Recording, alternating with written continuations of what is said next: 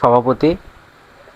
আমাদের মাঝে আরও উপস্থিত আছেন সদস্য সচিব, আমাদের জনি ভাই, যে আমাদের এই ফুটবল টুর্নামেন্টের দায়িত্বে আছেন, আমাদের সজল কাকা আছে আমাদের মাঝে উপস্থিত, আরও যেসব মুরব্বিয়ান এবং সম্মানিত সভাপতি, সেক্রেটারি সহ বিভিন্ন পদে যারা আছেন, সকলকে আমার সদর উপজেলা ছাত্রদলের পক্ষ থেকে সালাম, আসসালামু আলাইকুম।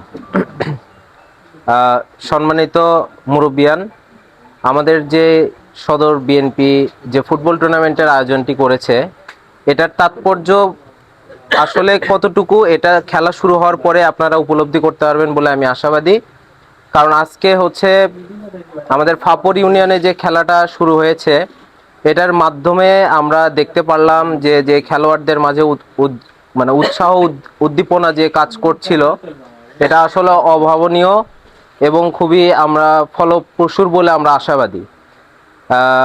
একটি জিনিস লক্ষ্য করতে পারলাম যে আমাদের ফাপর ইউনিয়ন আমাদের 11টা ইউনিয়নের ভিতরে অন্যতম একটি ইউনিয়ন হলেও ওইখানে কিন্তু খেলাধুলার মাঠের বড় অভাব। যেটা আমাদের নোংগোলা ইউনিয়নে কিন্তু 2-3টা বা 4টা মাঠ আছে, ওদের কিন্তু মাঠগুলো নাই। তো ওই মাঠের অভাবে দেখেন তরুণ সমাজগুলো কিন্তু বিপথে গমন করছে।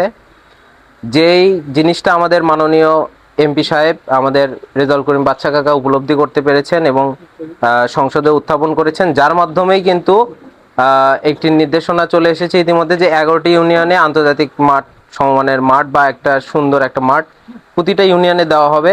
তো আমরা আশা রাখি যে আমরা যে মানে উদ্যোগটা যেটা সদর বিএনপি গ্রহণ করেছে, এই উদ্যোগটি আসলেই প্রশংসনীয় এবং এটার ফল ইনশাআল্লাহ আমরা অচিরেই এই 5 বছর ক্ষমতা থাকা অবস্থায় আমরা পেয়ে যাব।